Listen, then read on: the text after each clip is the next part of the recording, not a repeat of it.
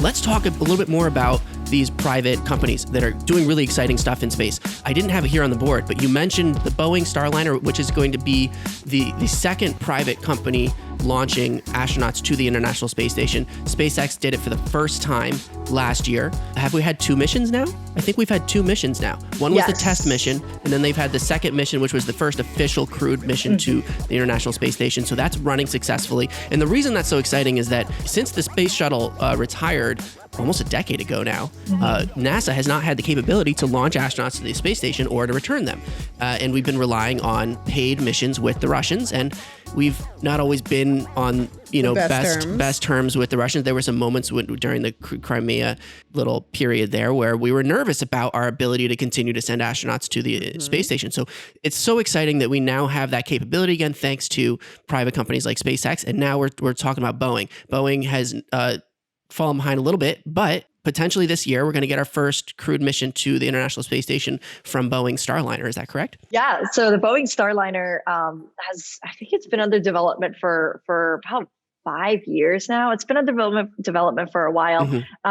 And it's going to operate along the same lines, essentially really similarly to the Crew Dragon, where it's a separate space capsule that's going to be docking to the ISS.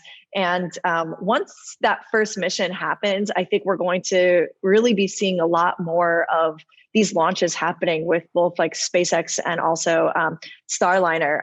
There's also going to be the first launch of private citizens to the space station as well. I heard about that. Yeah. Is that on Starliner? I don't believe it's Starliner. That's actually what I was trying to remember right now. She wanted to look it up really quick because I actually completely forgot what it was going to launch on. I know it's part of SpaceX, but it might be part of Crew Dragon, but it might be another space capsule. But yeah, that's what's something that's also going to be happening with the space station as well, is having people launch to space. Like not NASA official trained astronauts, just like, I want to say kind of everyday people, but it's, Did you find it? I have the article here. We'll put it up on the screen. It's an American real estate investor, Canadian investor, and a former Israeli Air Force pilot are paying $55 million each to be part of the first fully private astronaut crew to journey to the International Space Station. They will hitch a ride on SpaceX's Crew Dragon capsule early next year, which is now this year, with a veteran NASA astronaut. So they're going as a part of a company, a space tourism company called Axiom Space, which has hired this NASA astronaut commander, Michael Lopez Alegria, who has been there previously with NASA, and he's going to be flying this particular mission with these 3 private citizens who are going to be excited to get to check out the ISS. So that's cool. Yeah. Axiom Space has been talking about that for a while, like converting the ISS into a space hotel. Because like the ISS, there's been talks about it essentially like going out of system, I guess, like kind of not working, not operating anymore. So going out of operation, defunding it essentially, because a huge percentage of the NASA budget goes towards keeping ISS running, and they're talking about reallocating that budget to other exciting projects in the future, but that hasn't been officially announced yet. But I think it's currently funded through a few more years towards the end of the decade, I believe. Yeah, exactly. And so Axiom Space has already been kind of looking at this idea around like space tourism, space hotels. So yeah, I'm glad you looked that up because I was like trying to find it in my article. But that's something that is to me, I just feel like it's just gonna be so astonishing, even though like like you said, $55 million per person that are paying to do that is like insane. But I guess if you kind of think about it, it costs $81 million per seat on the Soyuz capsule that we were paying to have like our astronauts fly there. And so to have like a person, if there's like a way we could like, someone can work out like a sponsorship or something like that, I almost wonder if that's something that more people hopefully one day will be able to do. Yeah, it's so cool. It's funny here because this article on The Verge breaks down what they're paying for, because you're not just paying for your seat on the rocket, but you're paying for $11,250 per day to use the life support system on the International Space Station, and the toilet. It's an expensive toilet. $22,500 per day for all necessary crew supplies like food, air, medical supplies, and more. A $42 per kilowatt hour for power. because, you want to be able to use power while you're there, electricity, Yep. charge your phone so you can make sure you're tweeting. How else are you going to post it in your Instagram? Exactly. So that comes out to a nightly cost of about $35,000 per person. So that's a big part of maybe not a big part, but it is a part of that 55 million price tag. I think that there was also a Wi-Fi or a data connection charge per gigabyte or something like that. So your selfies that you're going to be sending home are going to be very expensive. So this is something that currently is only available to very wealthy people. But there are many people in the private sector who are really interested in bringing down the cost of space tourism. We have companies now like Virgin Galactic, Blue Origin, and even SpaceX have aspirations towards this. Let's talk about some of their goals for this year specifically, because it's easy to kind of forget about Virgin Galactic and Blue Origin because, SpaceX tends to take up a lot of the oxygen in the room because of the stuff they're doing is so incredibly exciting. But here we have companies like Virgin Galactic and Blue Origin and also Axiom Space that are kind of plugging away in their own goals. So what are they up to this year that's worth getting excited about? So Virgin Galactic is definitely a company that is they've been having quite a few successful launches of Spaceship Two, which rides on White Knight. If any of you guys have ever seen one of those launches, it's so cool. It's like essentially a giant double airplane that's connected. It's like two airplanes, and in between them is Spaceship Two. And so essentially it heads really, really, really high up into the atmosphere, and then Spaceship Two separates, and then it heads all the way up into suborbital flight. And then it's your free fall for, or you're in micro G for, I think it's about 30 seconds to 45 seconds. And then it heads back down to Earth. And so these missions are, I think, really exciting. It's a lower price point. It's still pretty high. It's $250,000 per seat.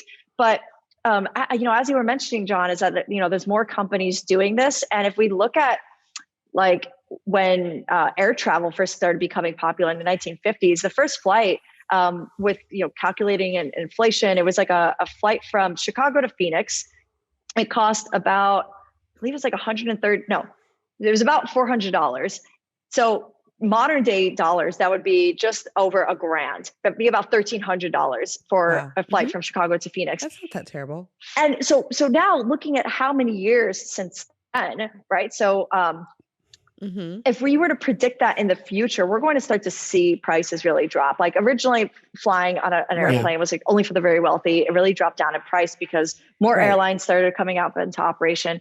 So I have hopes just for that for the future, for space flight, the more companies that'll start doing this.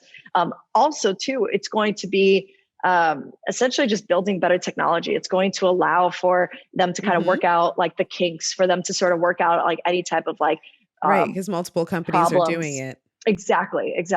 So that's something really exciting too, in addition to Blue Origin, what you were mentioning too, Jeff Bezos' company, New Shepard, there just was the successful 13th launch of New Shepard, so test launch of that as well. And that's something too that would be bringing people up just high enough to sort of catch the curvature of Earth, and then it would head back down. I think that's a higher price point. I believe that's around $1 million or so for that launch.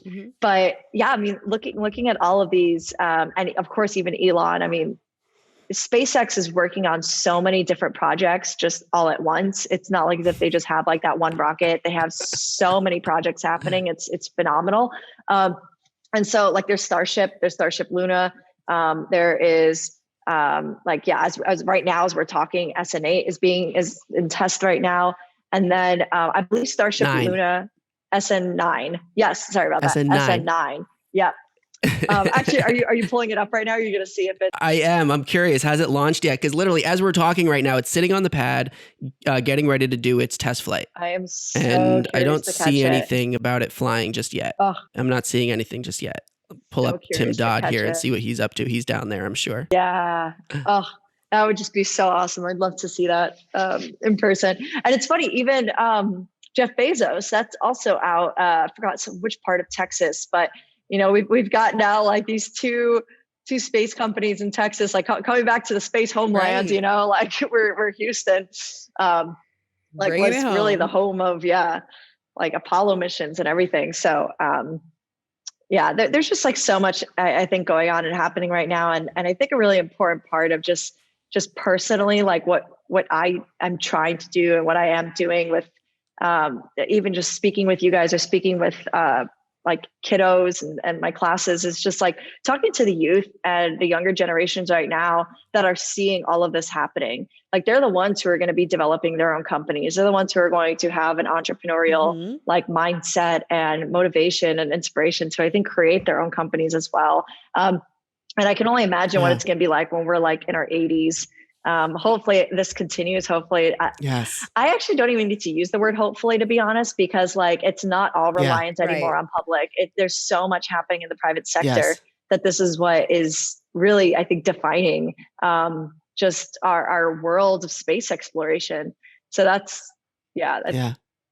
This past decade has been the most exciting and inspirational for seeing that transition happen, from going from our childhood where we were kind of on the tail end, you know, it was like things were kind of dying down. There wasn't a whole lot of exciting stuff happening, and it was happening at NASA's super slow, methodical pace. It was harder to get excited about. And over the past decade, man, it's just like things have just been rapid to the point where now, like you said, it doesn't require hope anymore. We can really look forward into the future and be excited about the fact that over the next decades in our lifetime, we're going to see some of the most incredible stuff happening in space. And this decade alone, you know, we might have boots on Mars. I'm so excited. By the end of this decade, and almost definitely boots on the moon again. Yeah. You know, so there's so much exciting stuff happening. Thanks for checking out this clip from our show. To watch more clips or full episodes, click on our profile below. If you want to stay up to date on all of our new episodes and videos, click subscribe. And if you have any ideas for future guests or topics that you would like to see us cover on the show, leave us a message in the comments or connect with us on any of our social media channels at Funtime Program. Or on our website at funtimeprogram.com. We'll see you in the next one. Bye-bye.